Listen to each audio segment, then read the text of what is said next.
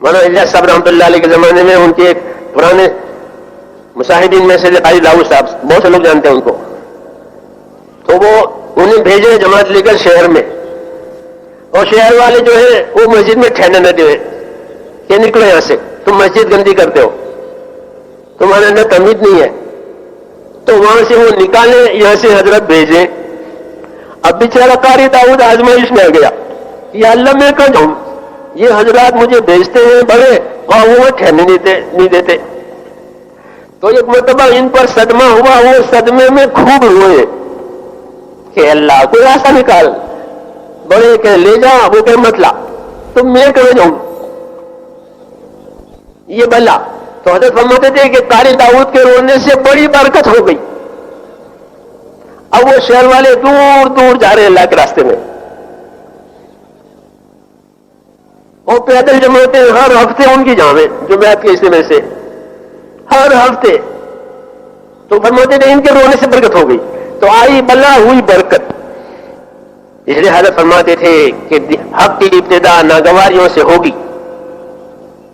علاج کی طرح سے، کہ علاج کرانا ہے کہ کڑواہٹ ہوگی، علاج میں تکلیف ہوگی ابتدا، اور علاج کی انتہا کہ تندرستی۔ علاج کی انتہا کیا ہوتی ہے؟ ہو گئی تندرستی، جائیے گھر، کہتے تھے نا ڈاکٹر کہ جائیے اب کھائیے پیئے اپنا کام کیجیے، کوئی بات ہو جائے تو میرے پاس آنا، کوئی بات محسوس کرو اپنی طبیعت میں تو ہمارے پاس آ جانا، ورنہ اب ٹھیک ہے سب، یہ کہتا ہے ڈاکٹر، نارمل ہے صاحب جاؤ۔ ایسے ہی دین میں میرے دوستوں، تو حضرت فرماتے تھے کہ ابتدا ناگواریوں سے ہوگی، کہ کام نہیں بن رہا ہے کہ رو، جب رونا آئے گا تو رحمت آئے گی، اللہ کی رحمت ہے پانی کی طرح سے، کہ پانی کہاں جاتا ہے کہ پستی کی طرف، جہاں نیچائی ہوگی نا وہ پانی جاتا ہے، تو جھک جاؤ اللہ کے سامنے اور اللہ کے سامنے رو، کہ بعد پھر رحمت برسے گی۔ تو فرمایا کام نہ بنے رو، کہ رونے سے کام بن جائے گا، کہ کام کرنے والا کام کے لیے روئے، کام کرنے والا اپنے حالات میں اللہ کے سامنے روئے۔ تو تمام نبیوں نے کام کر کے اپنے آپ کو رلایا، ہاں،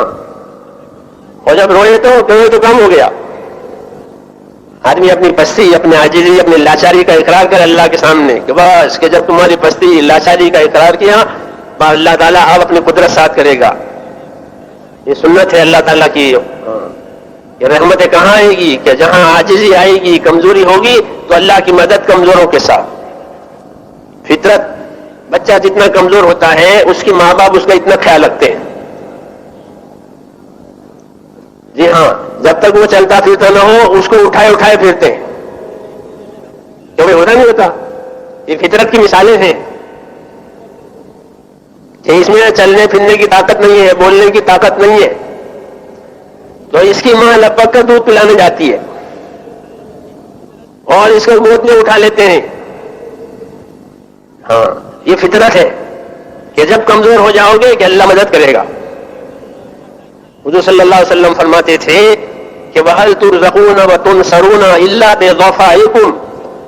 کہ یاد رکھو تمہاری مدد ہوگی اور تمہیں رزق دیا جائے گا، وہ تمہارے کمزوروں کی وجہ سے دیا جائے گا۔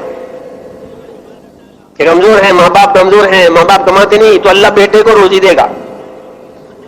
جو کما رہا ہے وہ ان کے ماں باپ کی وجہ سے مل رہی ہے، کیونکہ وہ لاچار ہو گئے ہیں۔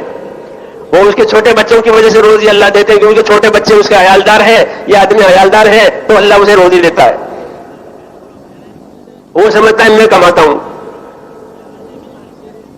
کہ نہیں، تجھے تو تیرے بوڑھے ماں باپ اور تجھے تیرے چھوٹے چھوٹے بچے کمزور ہیں، عیالداری تیرے ذمے ہے، اس لیے تجھ کو روزی دے رہے ہیں۔ ایسے ہی دین کے کام میں ہے کہ اب یہ کمزور پڑ گئے، کہ اب اللہ تعالیٰ کی مدد آئے گی، یا اللہ کے سامنے روئیں، پھر فیصلے ہوں گے آسمان پر مدد کے۔ وَنُرِيدُ أَن نَّمُنَّ عَلَى الَّذِينَ اسْتُضْعِفُوا فِي الْأَرْضِ وَنَجْعَلَهُمْ أَئِمَّةً وَنَجْعَلَهُمُ الْوَارِثِينَ، بنی اسرائیل کے لیے، کہ ہم نے ارادہ کر لیا، اللہ فرماتے ہیں ہم بدولت ہیں، ہم نے ارادے کیے ہیں